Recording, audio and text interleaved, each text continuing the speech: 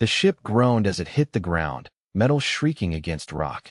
Eve staggered to her feet, her Orthonian physiology screaming in protest. The reentry had left the hull fractured, sparks flickering from exposed circuits. She knelt, brushing dust from her synthetic skin, and checked the ship's systems. The emergency transponder was intact. Good. The cloaking field was offline. Bad. The air smelled of ozone and scorched earth. She inhaled sharply, her alien senses cataloging the terrain. Jagged rock formations, the faint tang of salt from distant seas, and the metallic whisper of iron in the soil. Humans, she thought.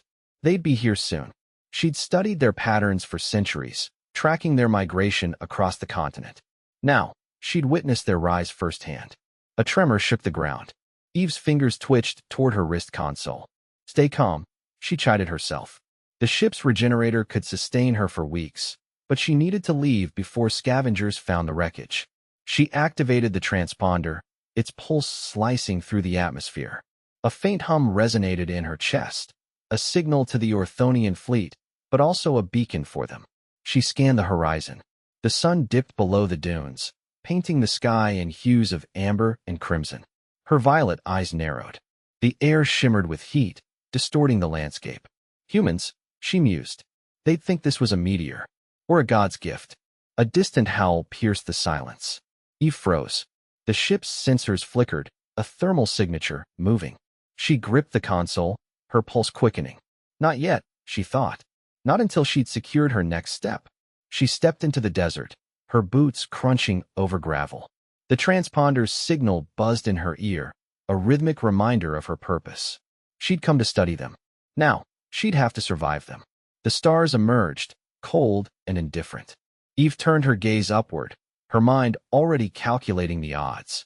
Let them find the ship, she decided. Let them wonder. The game had just begun. Eve's fingers danced across the control panel, her violet eyes narrowing as the ship's cloaking field stabilized. The air hummed with the resonance of quantum fields, a sound like 1,000 glass bells chiming in unison. She exhaled, the breath misting in the cold chamber. This body will be a prison, she mused, but a necessary one. The regenerator's lattice of nanites began to weave itself into her bloodstream, a searing tide that scorched her cells. She gritted her teeth, her human avatar's jaw clenching as the Orthonian physiology adapted to the fragile human form. The ship's sensors flickered, mapping the surrounding terrain. The desert's heat was a living thing, pressing against her skin like 1,000 tiny hands. She could almost taste the iron tang of the sand, the way it clung to her boots. Humans will mistake me for one of their own, she thought, but I am not their kind. The regenerator's final pulse sent a jolt through her spine, and for a moment, she felt weightless, her consciousness splitting, her Orthonian mind threading itself into the human neural matrix. A sharp pang in her abdomen reminded her of the limitations. No sustenance, no oxygen, just this fragile shell. She glanced at the ship's chronometer, 15,000 years ago. The natives would be scattered, their tribes still in the cradle of fire and stone. Let them find me, she decided. Let them wonder. The transponder's signal buzzed in her ear, a rhythmic promise of rescue. She stepped into the desert, her human feet sinking into the gravel. The sun blazed overhead, and for the first time in millennia, she felt the ache of mortality. This body will betray me, she warned herself, but I will outlast it. The wind carried the scent of distant rain, a reminder that even in desolation, life persisted. Somewhere in the distance, a primal scream echoed. Eve froze. They will see me as a goddess, or a monster. The game had begun, and she would play it to the end. The air hummed with the scent of scorched earth and wild myrrh, a primal perfume that clung to the tribe's skin like a second layer. Eve's cloak, woven from the ship's synthetic fibers, shimmered faintly in the heat, a ghost of her alien origin. Her fingers curled into her palms, nails biting flesh as the tribe's gaze settled on her. The man's voice cracked like dry wood. Water. His eyes narrowed, tracking the way her cloak shifted with each breath. She tilted her head, the motion deliberate, her spine straightening as if ironed by unseen hands. The woman beside him, her hair braided with bone and red ochre, snorted. She walks like the wind, she said, her tone a blade. But her skin, it flickers, like the sun on water. Eve's ribs tightened. The tribe's suspicion coiled like a serpent, its fangs buried in the weight of her own humanity.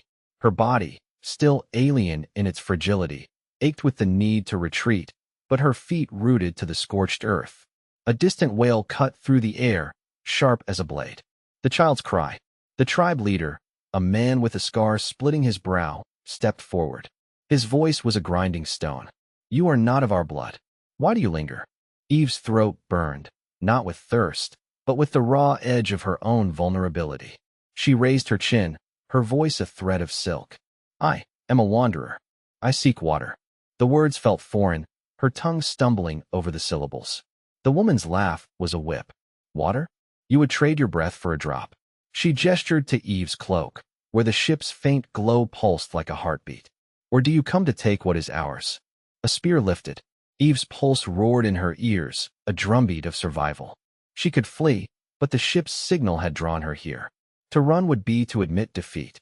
Her limbs trembled, not from fear, but the weight of 1,000 years of solitude, crushing, sudden, and alive. The child's wail rose again, a note of innocence slicing through the storm. Eve's chest tightened. She was no goddess. She was a stranger, a ghost in a body that remembered the cold void. And yet, here she stood, a thread in the loom of a world that would not let her go. The fire's embers crackled, casting jagged shadows across Eve's bound wrists. The elder's voice, rough as river stone, sliced through the night. "Speak, spirit. Why do you wear our skin yet walk like a demon?" His gaze locked on her eyes, pale gold, flickering like a dying star. The tribe's murmurs hummed around her, a chorus of suspicion. Eve's breaths came shallow, her ribs aching from the rope's bite. She had tried to explain, but words faltered against their incomprehension. "I am not your enemy," she willed herself to say. "I seek only water." Yet her skin still glowed, a faint blue shimmer that no human should possess. The elder's fingers twitched, as if itching to strike. "Your breath smells of metal." Another tribesman growled, leaning close. "You are no child of Earth." Eve's throat tightened. She had no answer for that. The ship's cloak had failed to mask the residual energy of her body, a relic of her Orthonian biology. Her pulse thrummed, a silent drumbeat of survival, as the tribe's fear coiled tighter. They saw not a traveler, but a harbinger, perhaps a goddess, perhaps a demon. A child's whimper pierced the air. The elder's knuckles whitened. "Take her," he barked. "Find the truth in her bones." Two warriors seized her arms, their grip bruising. Eve's mind raced. She had anticipated hostility, but not this visceral, primal dread. Her fingers brushed the rope, seeking a weakness, while her thoughts spiraled. "I cannot be both. To stay is to be hunted. To flee is to abandon the ship." The tribe's chants rose, a primal dirge. They would not let her leave untested. As they dragged her toward the woods, Eve's gaze flicked to the fire's reflection in her, a star, lost in the dark. She had come seeking water, but now, she realized, she sought something else, a way to survive this human skin, this fragile, mortal shell. The forest swallowed her, and the hunt began. The forest breathed around her, a living thing of rustling leaves and damp earth. Eve's boots sank into the moss, each step a battle against the terrain. The warriors' shouts echoed, rhythmic and relentless, as they closed the distance. Her pulse thrummed, not the alien drumbeat of her past, but a raw, human hammering in her skull. She tasted iron on her tongue, the tang of blood from a split lip. This body is a prison, she thought, her mind flickering between species. The Orthonian biology thrummed beneath her skin, a silent rebellion against the fragile flesh she'd borrowed. She'd studied Homo sapiens for weeks, cataloging their quirks, their aggression, their fascination with her. The males had circled her like wolves, their eyes lingering on her hips, her throat, the way her silver hair caught the firelight. She'd been a curiosity, a mystery, until she'd become a threat. A warrior's hand grasped her wrist, fingers rough and calloused. She twisted, her elbow striking his ribs. He grunted, but didn't release her. The other lunged, a blur of shadow and muscle. Eve's breath came in sharp bursts.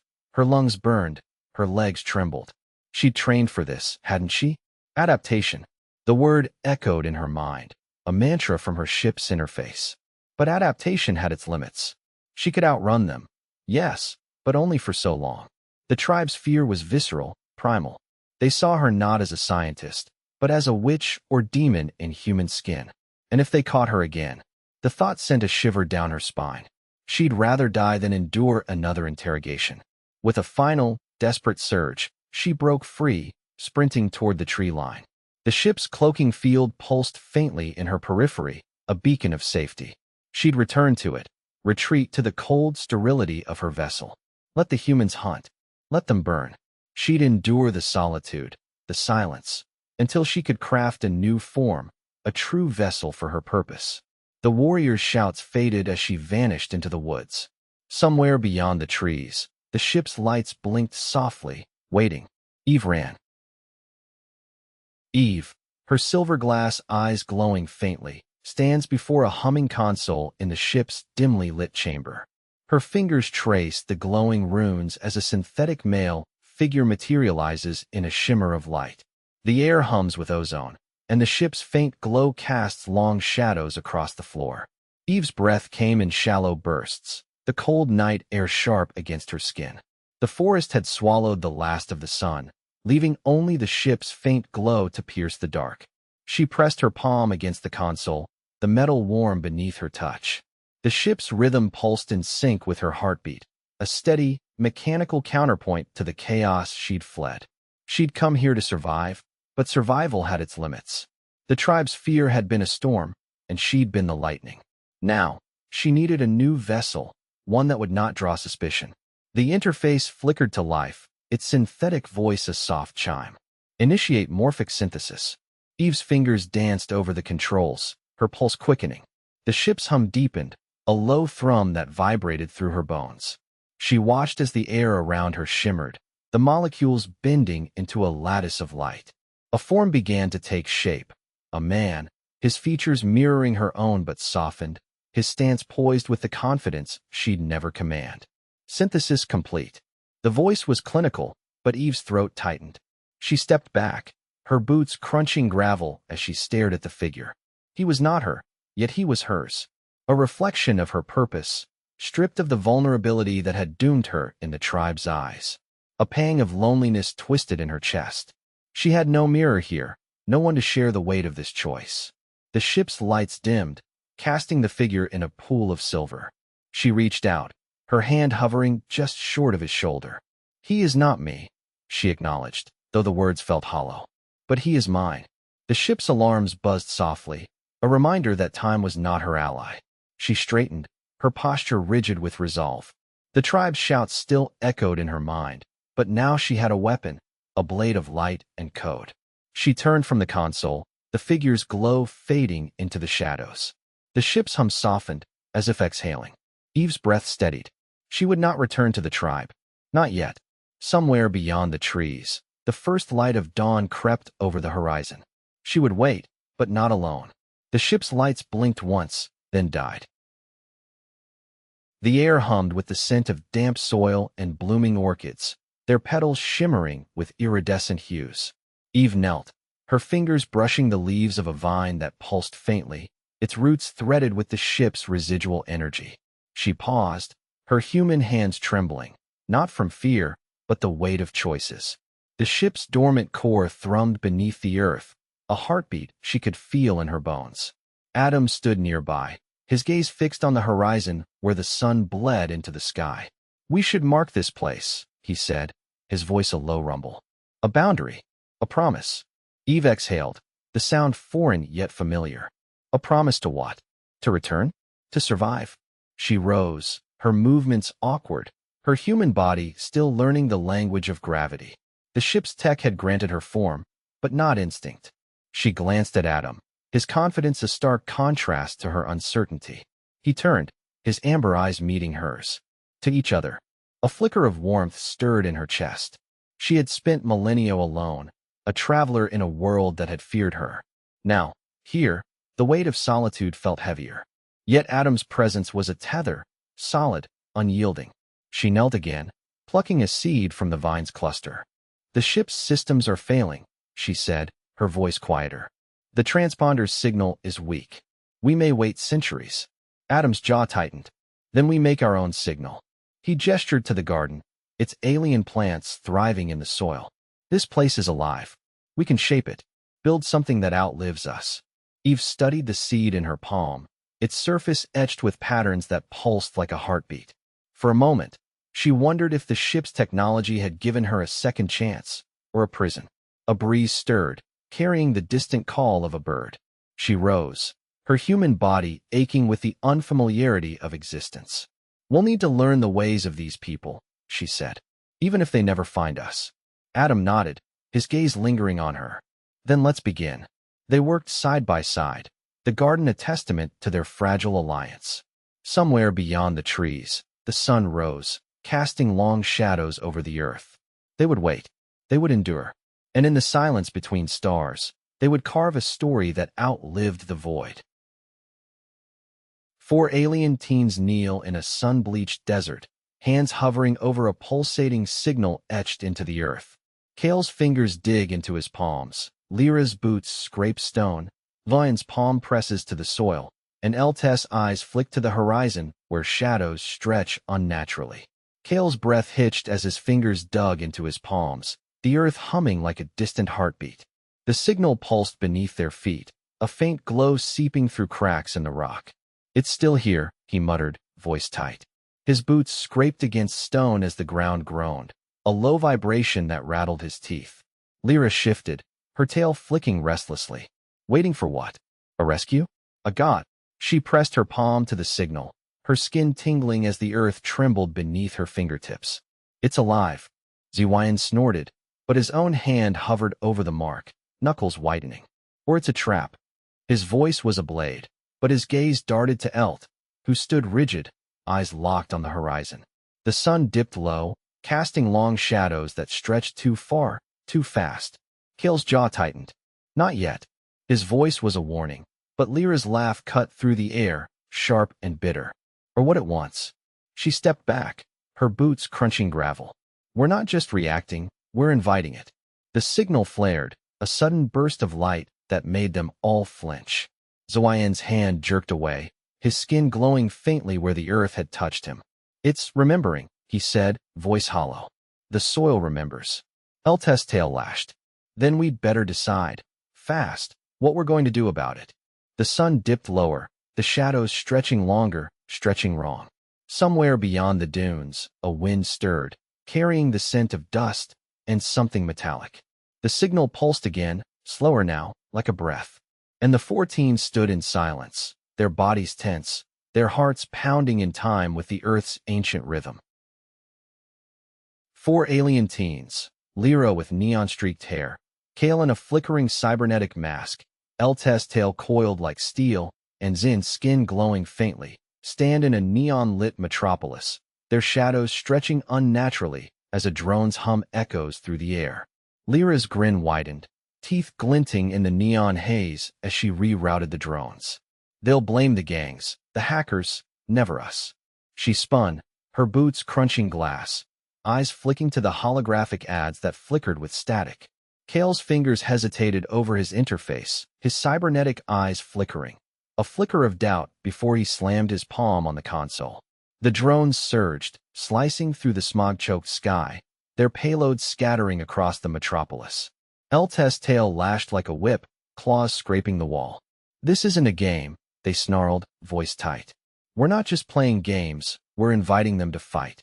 Their gaze locked on Ziwayan, whose skin still pulsed with the Earth's residual charge. The alien's jaw clenched. The signal's not a warning, he muttered. It's a memory, and it's waking up. The city's sirens wailed, merging with a distant rumble, deep, resonant, like the Earth itself exhaling. Lyra laughed, sharp and bitter, as a drone's payload exploded near a skyscraper, sending sparks raining down. Look at them. They'll never know it's us. She turned, her grin fading as the siren's wail merged with the rumble, a vibration in their bones, a whisper in the static. Kale's voice cut through the chaos. We've gone too far. His mask's lenses dimmed, reflecting the chaos, smoke, screams, the flicker of emergency lights. Eltest's tail uncoiled, their claws digging into their palms. We didn't mean to, we just wanted to see what they'd do. Zhuan's breath hitched. The soil remembers, he said, voice hollow. It's not just the signal. It's the blood, the water, the bones beneath the concrete. His skin flared, a sickly glow spreading across his arms. We've stirred something, and it's stirring back. Lyra's laugh died. The drone's hum faded, replaced by the city's groan as power grids flickered. Somewhere, a window shattered. A siren's wail merged with the earth's pulse, and the 14 stood in silence, their shadows stretching too far, too fast. The signal pulsed again, slower now, like a heartbeat, and the metropolis trembled. The alley reeked of ozone and burnt rubber. Kale's fingers twitched against the cuffs, his bioluminescent veins pulsing faintly beneath his skin. Across from him, Eltest's tail coiled tightly, claws digging into their palms as their eyes darted between the humans' rifles and the flickering neon signs above. Zhuan's breath came in shallow bursts, his skin flaring a sickly blue. The soil remembers, he'd warned them. Now, the city's pulse matched his. Stop struggling, growled Officer Mara, her uniform singed at the edges. You're under arrest for trespassing. And other things. Her gaze lingered on Eltest's tail, then Zhuan's glowing hands. You're not human.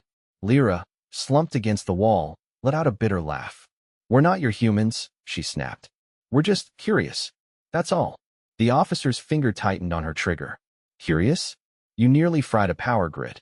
You broke a water main. You've been to 6 districts. You're not kids. You're aliens. Kale's jaw clenched. We didn't mean to scare them. We just wanted to see what they'd do. They did the doing, Zhuan muttered, his voice fraying. The signal, it's not just a message. It's a call. And now the Earth, it's answering. Mara's eyes narrowed. You're talking in riddles. You're a threat. And you'll pay for it. The teens exchanged a glance. Eltest's tail uncoiled, their voice low. We didn't mean to cause harm. We just wanted to know. But the humans didn't hear them. The city's tremors grew louder, a deep thrum beneath the pavement. Somewhere, a transformer exploded. The air hummed with static, and the signal, slower now, like a heartbeat, pulsed through the alley, through their bones. Mara's radio crackled. Units, we've got a possible hostile contact. Secure the area. Lyra's laugh died. You're not securing anything. You're fanning the fire. The officer's grip tightened. You'll be processed. And if you're not human, you'll be removed. The words hung in the air, heavy as lead. The teen's shadows stretched too far, too fast. And somewhere beyond the alley, the earth groaned. The grenade's explosion tore through the alley, a thunderclap of light and sound. Dust and debris rained down, blinding everyone. Mara's voice sliced through the chaos, sharp as a blade. You're not human. You're a threat. Her boots cracked against the pavement, the ground trembling beneath her rage. Lyra's laugh died mid-sentence as a beam of fire erupted from a nearby building, illuminating the teens' faces. Their eyes, wide and unblinking, reflected the flickering light. We didn't mean to hurt anyone, the boy stammered, his breath coming in shallow, uneven gasps. We just wanted to know. But the humans didn't hear him. The city's tremors grew louder, a deep thrum beneath the pavement. Somewhere, a transformer exploded, its shockwave sending dust spiraling from the cracks in the street. Mara's radio crackled, her voice frayed. Units, secure the area. We've got a hostile contact. Adam's grip tightened, his fingers digging into Eve's wrist. His voice dropped to a whisper, urgent. We need to get them out of here. This isn't what we meant. Eve's cloak flared crimson, her pulse a drumbeat in her ears. She could feel the ship's energy thrumming beneath her skin, a silent plea for rescue. But the human's fear had turned to fury. A man lunged, his fist swinging toward the boy's face. The teen dodged, but the impact sent him sprawling, his shoulder hitting the ground with a sickening crack. The building above groaned, its structure buckling under the weight of the violence. A beam of concrete crashed down, splitting the alley in two. Smoke curled into the air, thick and acrid. Somewhere, a scream echoed, then silence. Mara's radio staticked, her voice trembling. Multiple casualties. Requesting reinforcements. Eve's heart pounded, a rhythm of desperation and hope. The signal pulsed, slower now, like a heartbeat. It was still there, still waiting. But for how much longer? Adam's voice was a low hum, steady. We'll find a way. Eve's eyes met his, and in that moment, she knew they'd have to. The air reeked of scorched earth and blood, the wreckage of a collapsed building framing the scene like a fractured mirror. The boy's skin shimmered faintly, a trait no human could replicate, and his eyes, too large, too dark, betrayed the weight of his guilt. His father, a scarred man in a frayed laborer's coat, gripped his arm, his knuckles white. The elder human, Mara, leaned against a splintered pillar, her breath ragged, her gaze locked on the boy. You don't get to apologize, Mara rasped, her voice ablaze. You broke things. You killed people. The boy's throat tightened. He'd seen the bodies, the way the human's fear had turned to rage. His fingers brushed the scar on his wrist, a souvenir from the first prank, when he'd hacked a water pump. Now, the weight of his actions pressed against his ribs. Mara, his father growled, stepping between them. He's sorry. He wants to make it right. Mara's laugh was a broken thing. Right? You think apologies undo what's done? She gestured to the ruins. This isn't a game. You don't just reset a war. The boy's voice cracked. I didn't mean to hurt anyone. I didn't know. Mara's gaze softened, if only for a heartbeat. You didn't know? She turned to her son, the flicker of a memory in her eyes. You think they didn't know? They didn't know what they'd find.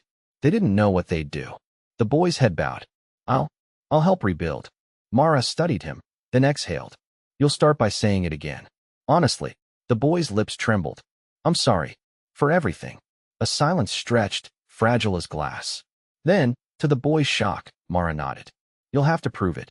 His father's hand squeezed his shoulder. Go. Fix what you can. As the boy turned to labor among the wreckage, Mara's radio crackled. Signal detected. Coordinates unknown. Requesting assistance. Somewhere, a distant hum vibrated through the ground, a relic from the ship, still waiting. The boy glanced at the sky, where the stars blinked like distant eyes. For the first time, he wondered if the universe had ever truly watched. A new studio erupts in chaos as a trembling alien teen apologizes, while a human leader scowls. Artificial lights hum like a hive, casting shadows over a hologram. Earth's rivers, now skeletal veins. The air tasted metallic, like old blood. Uma's fingers curled into her palms, nails biting flesh as the teen's voice cracked. I'm sorry. For everything. His words hung, thin as a blade. The human leader's face was a mask of fury, eyes narrowing like flint. You don't get to apologize, he snarled, when you've already burned the planet. Uma's breath hitched, a sharp intake that echoed in her ribs. She'd seen this before, the way rage coiled, how it turned truth into a weapon. The teen's shoulders slumped, a boy-shaped question mark. We didn't know how, he blurted, then flinched at his own voice. A camera flash bloomed, blinding. The studio erupted, cheers, jeers, a cacophony of voices. Uma's vision blurred, not from the light, but from the weight of 1,000 unspoken truths. The hologram flickered, Earth's rivers now skeletal veins, their flow choked by human hands. Cut to the next segment. A producer barked, but the chaos swallowed the order. Uma's jaw tightened. She'd spent millennia waiting for this moment, yet here it was, twisted, fragile, a thread ready to snap. The teen's gaze met hers, wide and raw. In his eyes, she saw the same hunger that had driven her to crash here, to cloak the ship, to spin Adam from stardust. A hunger for connection, for understanding. But the humans had no patience for that. Water, the leader growled, his voice a low rumble. What are you doing with it? You'll hand it over, or we'll take it. Uma's pulse thrummed. The gap yawned wider, a chasm between species, between survival and destruction. She stepped closer, her voice a blade of steel. We'll let the planet decide. A beat. The studio's noise swelled, then fell silent. Uma's fingers uncurled, a silent vow. The stars above blinked, ancient and waiting. The hologram's hum faded, leaving only the weight of the air, thick with the scent of scorched earth and the metallic tang of desperation.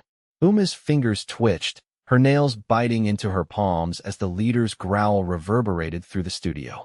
Water, he barked, his voice a gravelly tide. You'll hand it over, or we'll take it. Her breath hitched, a tremor she buried beneath the veneer of control. Same hunger, same desperation.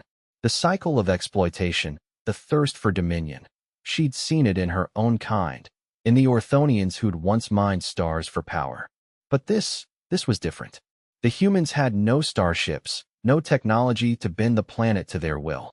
Only desperation, raw and unfiltered. The woman beside the leader, her hair braided with dried reeds, her eyes ringed with dust, stepped forward, voice quaking. We don't have enough. The wells are dry. The children. Uma's chest tightened. She'd felt the same ache in her ribs when the tribes had stolen her water, when the males had jeered at her for being different. But this was not a tribe. This was a world unraveling. "We'll share the water," she said, her voice a blade sheathed in silk. "As stewards of this world, not conquerors." The leader's sneer was a scalpel. "Stewards? You're aliens." His gaze flicked to the woman. "She's the one who brought the signal. She's the one who wants it." Uma's pulse thrummed.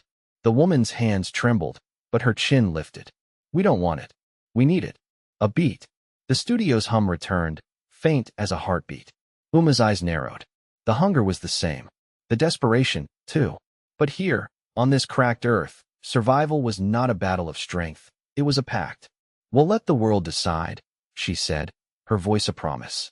The leader's laugh was a crack in the earth. "Then let it decide." The hologram flickered, and for a moment, Uma saw her own reflection in the water's surface, silver, alien, and bound to this world's fate. Uma's fingers tremble, tracing the scar on her wrist, a relic of the crash. The scent of scorched earth clings to her, mingling with the metallic tang of blood from the child's wail that had cracked something in her chest. She steps closer to Adam, her voice a blade sheathed in silk. "We gave them a signal, a promise, but they built a war." The wind carries the scent of ash and the weight of 1,000 unspoken apologies. Uma and Adam stand amidst smoldering ruins, ash-choked air thick with the scent of burning wood. Uma's silver eyes flicker with resolve, while Adam's fists clench, his human form strained by the weight of betrayal. The earth still trembles, its bones cracking under the weight of stolen water and fractured trust. Uma's breath comes in shallow bursts, the bitter tang of smoke clinging to her tongue. She turns to Adam, her voice a blade sheathed in doubt. "You knew?" The word hangs between them, a thread fraying under the weight of unspoken truths. Adam's jaw tightens, his gaze locked on the horizon where smoke curls into a sky bleached of color. "I knew the water's a weapon now." His fingers dig into his palms, knuckles whitening. "But you didn't." A distant explosion rips the air, and Uma flinches, her silver eyes narrowing. "They're burning the aquifers. The children are playing God with the rules." Adam's laugh is a jagged sound, raw with fury. The ones who found the signal didn't ask for a war. They asked for a joke, a prank. And now they're the ones holding the knife. He steps closer, his voice low, edged with something between anger and grief. "You think the humans are the only ones who've betrayed us? The Orthonians didn't come here to be gods. We came to learn. But the children? They turned the war into a game." Uma's lips part, but no words come. Her mind races, memories of the ship's silence, of Eve's final warning. Wait for the rescue. Wait for the truth. But the truth had been stolen long before the signal was found. The humans had never been the enemy. Not truly. Not when the aliens had already sold them their own future. A child's laugh rings out, shrill and defiant, cutting through the haze of ash and regret. Uma's chest aches. The war wasn't over. Not yet. But the lines between ally and enemy had long since blurred, and the cost of betrayal was already etched in the earth's wounds. She meets Adam's gaze, and for the first time, the weight of the word betrayal feels too heavy to carry. "We should have stayed in the ship," she murmurs. "Waited."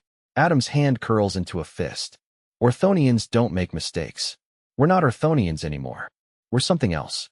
His voice cracks, the finality of it cutting deeper than any blade. And this is the reckoning. The air reeks of burnt wood and iron, the kind of smoke that clings to lungs like a curse. Uma's fingers twitch at her sides, her pulse a drumbeat of guilt. She'd once believed the humans were the enemy, but now their faces, those desperate, furious faces, mirror her own rage. Adam's voice cuts through the din, low and fractured. They'll burn the ship. You know that. His alien eyes, gold and flickering, meet hers. Orthonians don't survive annihilation. A human leader, his armor dinted, steps forward, a plasma torch glinting in his grip. You're not human, he snarls. You're monsters who stole our water, our future. You'll pay. Adam's jaw tightens. We offered peace. You called it theft. His hand drifts to the hilt of his blade, a relic from the ship's armory. But you've already chosen war. Uma's throat burns. She'd spent millennia waiting for rescue. But now the stars seemed far away. The rebellion wasn't just about water. It was about control, about the right to shape a world that had never wanted them. She'd seen it in the children's pranks, in the way humans clung to their laws like lifelines, and in the aliens' hunger to prove they belonged. A scream fractures the air. A human soldier collapses, his chest pierced by a shard of metal. An alien enforcer retaliates, his blade slicing through a protester's cloak. The square erupts into chaos, a mosaic of fire and fury. Uma's mind races. Wait for the rescue. Eve's voice echoes, but the ship is gone, lost in the dust of a forgotten age. She grips Adam's arm. We can't let this end in blood. Adam's laugh is a blade. And what will you do, Uma? Bargain with the humans? Trade your soul for a truce? Or we could end this, she says, her voice steady. Before more die. The rebels falter, caught between rage and doubt. For a moment, the war pauses. And in that silence, Uma sees the truth. The rebellion wasn't just a clash of sides. It was a mirror, a reflection of all they'd become, broken, desperate, and finally human. The first shot rings out. The final showdown begins. You remember why we're here, she says, voice steady. The words hang in the smoke. Adam nods, his voice a low rumble. To outlast the fools who think war is the answer. He steps forward, his boots crunching over shattered glass. But we can't outlast this. Uma's lips press into a line. The ship's core, its resonance can override their weapons. For a moment, just long enough to show them what they've lost. Adam's eyes flicker with something like sorrow. And then what? She meets his gaze, the glow in her irises intensifying. Then we become more than aliens. More than humans. We become the reason they choose peace. He exhales, a sound like wind through ancient ruins. You sure about this? Always. The ship's hum crescendos, a low vibration thrumming through their bones. Uma presses her palm to the panel, her touch sending ripples of light across the controls. Adam steps into the center of the battlefield, raising his hands. Listen, his voice cuts through the din. We are not your enemies. We are the ones who wrote this war, by arriving too late, by failing to understand. Now we offer you a choice.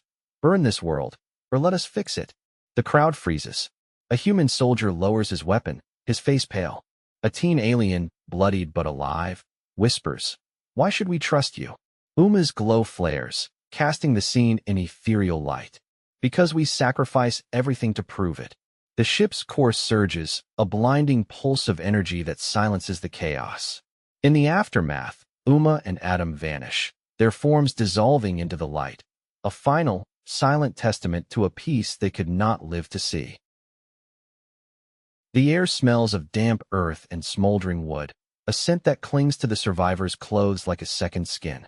Uma's absence is a hollow ache, but her voice lingers in the murmurs of the gathered. A human elder, his face etched with lines of war and weather, traces the scar on his palm, a relic of the battle that ended with the ship's light.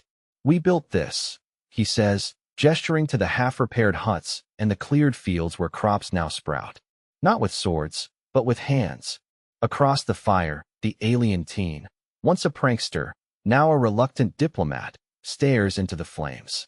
His skin shimmers faintly, a trait inherited from his kind. They said we'd come to take the water, he mutters. But we came to fix it. His words hang in the air, met with a chorus of nods from the gathered. A woman in a patched robe, her eyes sharp with wisdom, speaks next. The earth remembers, she says. She forgives, but she does not forget. We must build something better than the old ways. The survivors, humans and aliens alike, labor side by side, their hands calloused from shared toil. A child, no older than 10, watches them with wide eyes, her fingers stained with clay as she helps mend a broken wall. The tale of Adam and Eve is whispered here, not as a myth, but as a warning, a story of first contact, of trust shattered by fear, and of two beings who chose sacrifice over conquest. Yet the planet's healing is undeniable. The soil, once scorched, now cradles wildflowers. The river, once poisoned, runs clear. A young alien engineer adjusts a solar panel, its surface gleaming with the dawn's first light. The signal's still there, he says, his voice quiet. Waiting. The elder smiles, though his eyes are wet. Maybe someone will listen this time. In the distance, the horizon glows gold, a promise of days yet to come. The ship's hum, faint and distant, fades into the wind, a whisper of the past and a beacon for the future. Eve traced the cracks in the console's surface, her fingers brushing over the faded glyphs of the ship's interface. The signal, once a beacon of hope, had grown faint, its pulse now a whisper against the static of time. She glanced at Adam, his posture rigid, his gaze fixed on the horizon where the sun bled into the earth. You think they'll find it again? She asked, her voice a blend of curiosity and weariness. Adam's lips curled into a faint smirk. If the stars align, and if someone still listens to the old songs. His Orthonian accent, though softened by centuries of human speech, carried an edge of defiance. Eve's chest tightened. The weight of their choices pressed against her ribs. Her decision to abandon the ship, to risk everything for a chance at understanding. She remembered the tribe's wary eyes, the way her female form had drawn fire, how Adam's creation had been both salvation and betrayal. Now, as the ship's systems groaned under the strain of time, she wondered if their sacrifice had been in vain. A gust of wind howled through the broken window, carrying the scent of dust and distant rain. Adam stepped closer, his hand hovering near hers. We gave them a story, he said, his voice low. A warning, a promise. Eve exhaled, the sound swallowed by the vastness of the desert. And now, he tilted his head, studying the fading signal. Now we wait, and hope the next listeners are wiser. A silence stretched between them, heavy with the ghosts of their journey. Eve's silver eyes drifted to the console, where the ship's final transmission flickered, a desperate, ancient plea. She pressed her palm against the cold metal, as if grounding herself in the present. Somewhere in the distance, a bird called. The sound felt like a heartbeat, a reminder that life endured. Eve turned to Adam, her expression softening. If they come, she said, we'll be ready. The signal dimmed, but not entirely. In the quiet, it lingered, a thread of light in the dark, waiting for hands to grasp it again. Eve and Adam stand atop a sun-scorched dune, their silhouettes etched against a blood-orange sky. Eve's silver eyes glint, her scarred palm pressed to the ship's fading console. Adam's jaw is clenched, his gaze fixed on the horizon where the stars blur into myth. The wind carried whispers, of bones and breath, of stories spun from dust. Eve's fingers trembled as she traced the scar on her palm, a relic of the first human she'd ever touched. The ship's console hummed faintly, its final transmission a ghost of light beneath the sand. You gave them a tale, Adam said, his voice a rasp against the silence. A warning, a promise. Eve exhaled, the air biting her lungs like a blade. And now, he turned, his shadow stretching long across the dunes. Now we wait, and hope the next listeners are wiser. The sun dipped, smearing the sky with hues of rust and ash. Somewhere, a coyote howled, a sound sharp as a knife, cutting through the weight of unspoken regrets. Eve's gaze drifted to the horizon, where the stars blurred into a tapestry of myths. Regret is a human word, Adam murmured, though his fingers tightened around the ship's edge. We carved our story into the bones of this world. Let them remember it as a lesson, not a legend. Eve's lips curved into a ghost of a smile. A tale of two lost souls who dared to forge a world. The console's pulse dimmed, a faint flicker like a dying ember. She pressed her forehead to the cold metal, her breath fogging the air. Tell them, we were not gods. The wind rose, carrying her words on a current of sand. Somewhere, a child would hear them. Centuries later, in a time when the stars had bent low and the earth had forgotten their names. Adam's hand found hers, their fingers interlacing like roots. "We'll be ready," he said, his voice steady. When they come, the sky darkened, and the desert swallowed the last light.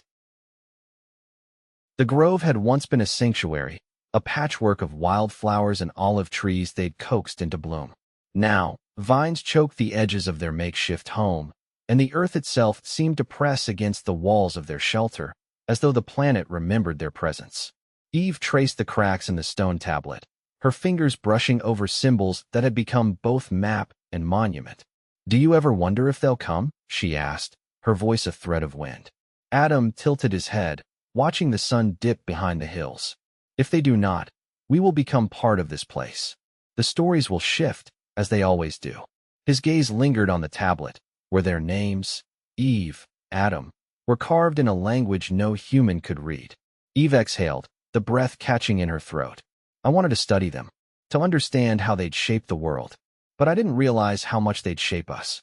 She gestured to the grove, where the trees now bore fruit they'd never tasted, and the soil thrummed with life they'd never nurtured. A rustle of leaves interrupted them. Adam's hand drifted to the hilt of his blade, though he knew the weapon was as much a relic as the tablet. Eve crouched, peeling back a curtain of ferns to reveal a cluster of wild strawberries. She plucked one, the fruit's sweetness a stark contrast to the bitterness of her thoughts. "Remember when we thought we'd be rescued in a fortnight?" she murmured, biting into the berry. Adam smiled, the ghost of a memory. "We were fools to believe time would bend to our will." The stars emerged, pale pinpricks against the deepening indigo. Eve's eyes followed their slow dance, wondering if any of them would outlive the centuries. She pressed her palm to the earth, feeling the pulse of roots and rivers, the faint tremor of something vast and ancient stirring beneath. "Tell me we're not just waiting," she said, though the words felt like a prayer.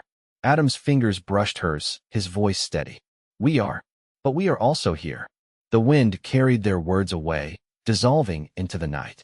Somewhere, a child would one day find the tablet. Somewhere, a star would blink in recognition. And somewhere, the earth would remember them. The ship's arrival was a thunderous hymn of metal and fire, a sound that made the earth tremble. Eve's fingers tightened around the vine she'd been weaving into a bracelet, a futile attempt to tether herself to the world she'd once called home. The air smelled of iron and damp soil, a scent that now stirred memories of blood and ash. She glanced at Adam, his jaw set, his gaze fixed on the vessel's glowing beacon. "You think they'll come for us?" she asked, her voice a thread of hope. Adam's lips curved into a weary smile. "I think they'll come for the ship." His eyes flicked to the horizon, where the vessel's shadow stretched like a scar across the land. "But whether they'll come for us," he let the sentence hang, the weight of it settling between them. Eve's mind raced. 10 millennia had carved grooves into her thoughts, smoothing edges of certainty into dust. She remembered the water demand, the chaos, the way humanity had clung to fear like a lifeline. Had their presence here been a gift or a curse? The vines around her roots pulsed faintly, a reminder that Earth had become part of her, its rhythms etched into her bones. A low hum vibrated through the ground. The ship's engines roared louder, a sound that felt both exhilarating and suffocating. Eve's chest tightened. To return to Orthonia meant leaving behind the ache of this world, the way the sun had kissed her skin, the way Adam's laughter had once echoed through the trees. But to stay was to risk becoming a legend, a myth twisted by time. "Do you think they'll remember us?" she whispered, the question more for herself than him. Adam's hand found hers, his touch steady. "They'll remember the story." His gaze met hers, and for a moment, the vastness of their journey narrowed to a single truth. They had shaped this world, and this world had shaped them. The ship's light blazed brighter, a beacon cutting through the dark. Somewhere, a child would one day find the tablet. But tonight, Eve and Adam stood on the edge of a choice that would echo beyond stars. Eve traced the scar along her collarbone, a relic of the crash, now a map of Earth's history. The air smelled of dust and distant rain, a scent she'd come to associate with mortality. Adam's hand tightened on the railing, his knuckles whitening. "We could go back," he said, voice low. "The Orthonians would rebuild the ship. We'd be gods again." She turned to him, the twilight catching the faint iridescence of her skin. And what then? Return to a world that forgot how to dream? Our children would never know the taste of firelight or the weight of a human heartbeat. Her throat tightened. The memory of tribal drums, of laughter that had once felt foreign, now lingered like a second skin. Adam's brow furrowed. But we've altered the course of their evolution. What if our presence was a gift? She interrupted, the words bitter. Or a curse? Look at what followed. She gestured to the planet, its surface a patchwork of scars and rivers. The teens' pranks, the bloodshed, the fragile truce. Each thread of that tapestry bore their fingerprints. We didn't just land here. We became part of this. A gust of wind tugged at her cloak, and for a moment, she felt the ache of wings she'd never possessed. Adam's silence stretched, heavy with the weight of unspoken truths. Finally, he exhaled, his voice softer. The ship's systems are failing. We'll be here decades, maybe centuries. Can you live with that? Eve's lips curved into a wry smile. I've already lived longer than any Orthonian ever will. She stepped closer, her fingers brushing his. But I'd rather age here, among the dust and the stars, than return to a world that's lost its wonder. The ship's engines whined, a low, insistent song. Somewhere, a child would one day find the tablet. But tonight, Eve and Adam chose their legacy, not as aliens, but as something else entirely. The air hummed with the static of 1,000 forgotten signals, a faint echo of the transponder that once called for salvation. Eve traced the scar on her wrist, a relic of the crash, now a badge of her humanity. Below, the earth spun, a mosaic of deserts and forests, its surface etched with the fingerprints of their choices. She turned to Adam, his presence a quiet anchor. You think they'll remember us? She asked, her voice a blend of curiosity and weariness. Adam's lips twitched. Remember? They'll mythologize us. The first pair. The garden's architects. Maybe even blame us for the flood. He gestured to the horizon, where the rescue ship's lights pierced the darkness. But they'll also wonder, what if we were never meant to leave? Eve's laugh was a brittle thing. We were never meant to leave. We were meant to stay. Her gaze drifted to the ship's failing engines, their whine a dirge for the centuries they'd lingered here. Do you think they'll understand? That we didn't come to conquer, but to listen? Adam stepped closer, his hand brushing hers. They'll take our story and twist it. The water wars, the pranks, the bloodshed, it'll all be a parable, a warning, or a fairy tale.